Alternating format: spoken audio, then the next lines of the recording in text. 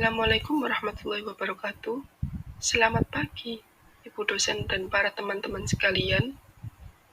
Di sini kami dari kelompok 6 yang beranggotakan Kuku Hadi Mustafa dengan NIM 21201194, Safna Najla dengan NIM 21201180, dan saya sendiri Maulidia Rahmawati dengan NIM 21201210 yang akan mempresentasikan hasil diskusi kami tentang sistem pemerintahan Indonesia. Pengertian sistem pemerintahan Indonesia. Sistem adalah sekumpulan bagian yang memiliki fungsi. Sistem juga biasa diartikan sebagai suatu keseluruhan kompleks dan terorganisasi. Sedangkan pemerintahan adalah prinsip yang membentuk suatu kesatuan yang berhubungan satu sama lain untuk mengatur, mempertahankan, dan melaksanakan kekuasaan dengan mengatur suatu individu, satu sama lain atau negara dan hubungan negara dengan negara lain. Sistem pemerintahan dalam sejarah politik di Indonesia. Sistem pemerintahan di Indonesia memiliki beberapa sistem pemerintahan yang pernah diterapkan oleh Presiden Indonesia. Hal ini berkaitan dengan kepentingan pemerintahan dalam rangka melanggengkan kekuasaan sistem politik internal serta suhu politik global. Pada awal pemerintahan I.R. Soekarno, Indonesia mengadopsi sistem presidensial, kemudian berubah menjadi parlementer dan kembali pada sistem presidensial. Sejarah sistem politik Indonesia jika dilihat dari proses politiknya biasa dilihat dari berikut ini. 1. Masa demokrasi liberal. 2. Demokrasi terpimpin. 3. Masa demokrasi Pancasila. 4. Masa reformasi. Sistem pemerintahan Indonesia. 1. Sistem pemerintahan presidensial periode 1945 sampai 1949. Sejarah pemerintahan ini dimulai sejak pada 17 Agustus 1945 sampai 27 Desember 1949. Barengan dengan terpilihnya Presiden dan Wakil Presiden pertama Indonesia atas kesepakatan rakyat Indonesia dengan ditunjang oleh Undang-Undang Dasar 1945 yang disahkan pada 18 Agustus 1945. Sistem pemerintahan dan kelembagaan yang ditentukan dalam Undang-Undang Dasar 1945 selama kurun waktu 4 tahun belum dapat dilakukan dengan baik. Hal ini karena situasi politik dalam negeri belum stabil serta belum siapnya semua infrastruktur dan suprastrukturnya.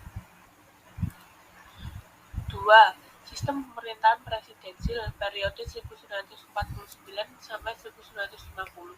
Pada tanggal 23 Agustus sampai dengan 2 September 1949 di kota Den Haag diadakan konferensi meja bundar.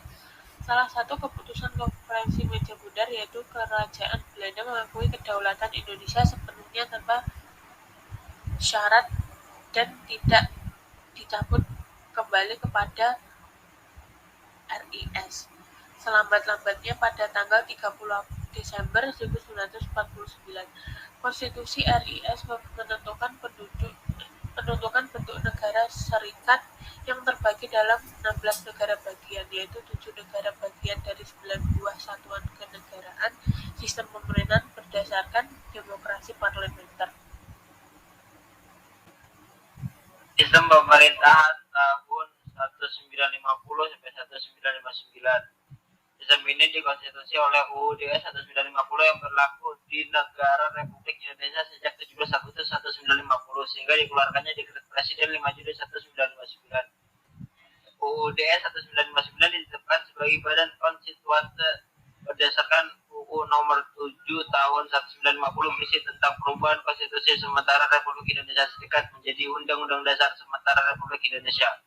Sejak pemerintahan ini dimulai sejak pada 17 Agustus 1945 sampai 27 Desember 1949 barengan dengan terpilihnya Presiden dan Wakil Presiden pertama Indonesia atas kesepakatan rakyat Indonesia dengan ditunjang oleh UUD 1945 yang disahkan pada 18 Agustus 1945. Sistem pemerintahan dan kelembagaan yang ditentukan dalam UUD 1945 selama kurun waktu 4 tahun belum dapat dilaksanakan dengan baik. Hal ini terjadi karena situasi politik dalam negeri belum stabil serta belum siapnya semua infrastruktur dan suprastrukturnya. Lalu yang keempat, sistem pemerintahan tahun 1959 sampai 1966 atau biasa disebut demokrasi terpimpin. Pada masa ini Soekarno berupaya mengubah sistem parlementer yang tidak cocok dengan kondisi Indonesia untuk kembali menjadi presidensial. Karena situasi politik pada seiring 1959 yang dimana itu pada saling tarik ulur untuk kepentingan partai politik, sehingga hal itu membuat gagalnya penghasilan UUD baru. Maka dari itu pada tanggal 5 Juli 1959 Presiden mengeluarkan dekret presiden yang salah satunya isinya itu memberlakukan UUD 1945 sebagai Undang-Undang Dasar Indonesia.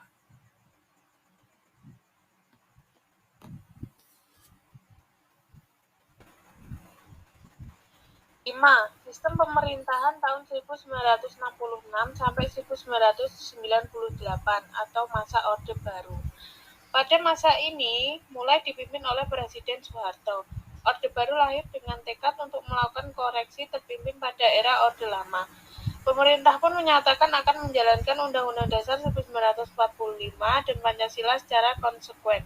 Namun, pelaksanaan ternyata menyimpang dari Undang-Undang Dasar 1945 dan Pancasila yang murni, karena banyaknya penyimpangan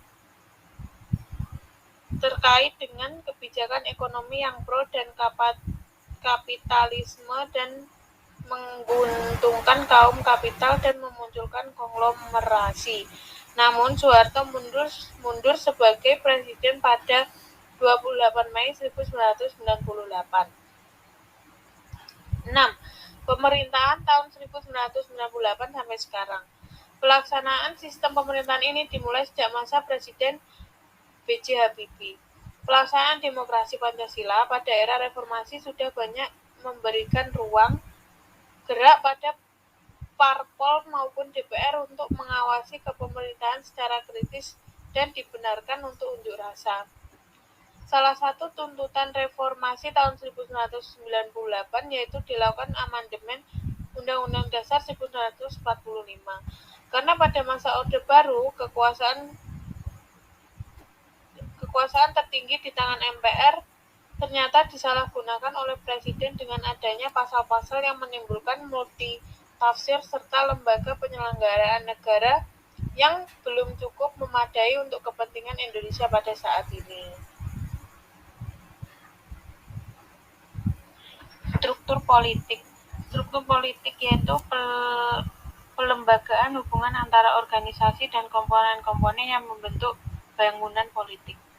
Kegagalan sistem dalam menggunakan struktural fungsional dan sejarah bukan merupakan tanggung jawab individu sebagai aktor penggerak suatu lembaga, tetapi karena pola yang terus-menerus diwariskan diindoktrinasikan kepada sistem.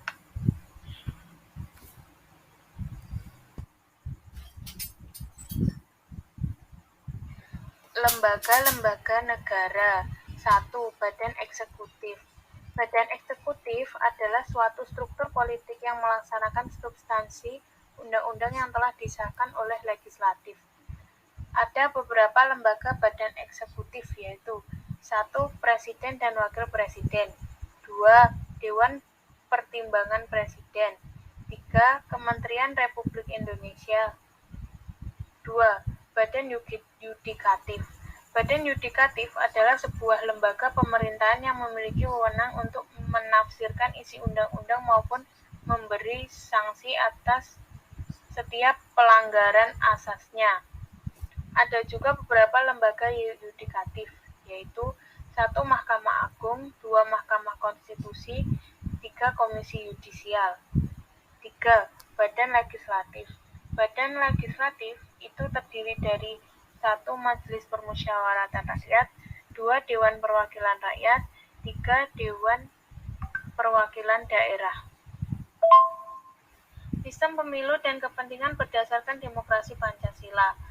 Pengertian demokrasi secara etimologi, demokrasi adalah gabungan dari dua kata, yaitu demos, artinya masyarakat, atau kratos, yang artinya memerintah. Sedangkan secara terminologi, demokrasi Pancasila adalah suatu bentuk pemerintahan yang kekuasaannya ada di tangan rakyat.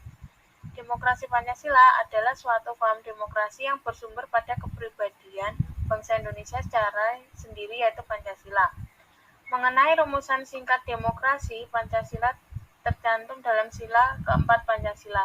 Rumusan tersebut pada dasarnya merupakan rangkaian yang bulat dan utuh setara sila 1 dan sila yang lainnya.